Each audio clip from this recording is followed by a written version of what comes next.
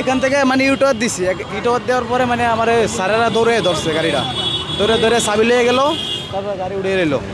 Garage বিল দিতে হয় 200 টাকা, আবার মাঝনের 500 টাকা দিতে হয়। এখন ডান পেমেন্ট লিয়ে গেলে এখন নিজের গাড়ির থেকে দিতে হইব, মানে শুধু অটো রিক্সা ধরে রং চালাইনি আমি। জি, এখানে ধরুন 1500 টাকা লাগবে, আবার কাগজপত্র করতে 200 টাকা লাগবে, এভাবে 1700 টাকা লাগবে। তাই গাড়ি ভাড়া এখান থেকে যাওয়া আসা আমার 2000 টাকাই লাগবে। আমাদের গাড়িটা মনে করেন যে কদিন থাকবো, এই কদিন মাহাজনক জমা দেওয়া লাগবো।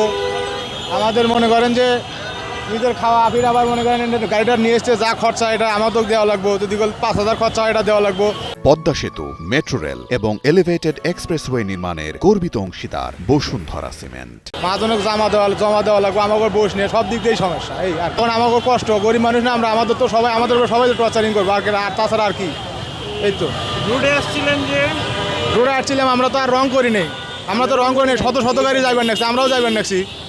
আমরা তো রং করলে তাহলে কোনো কথা হয়েছে আসে ধরলো, আমি তো যাইবেন না, সিঙ্গেল ফেলাইছে, সিঙ্গেলে খাড়া হয়েছি, চাবি নিয়ে গাড়ি উঠে আনিছে যাত্রী নামে দিয়ে, চাবি উঠে নিয়ে যাত্রী নামে দিয়ে গাড়ি নিয়ে নিছে।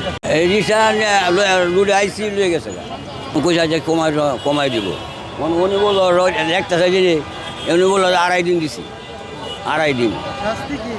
জি, জরিমানা হেনা লাগবে, জরিমানা তো আছে।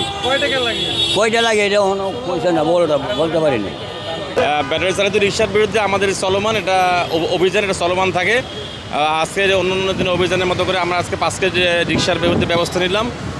তবে সুষ্ঠু যানজট ব্যবস্থা ভালো রাখার সুবিধার্থে আমাদের এই অভিযান অব্যাহত থাকবে।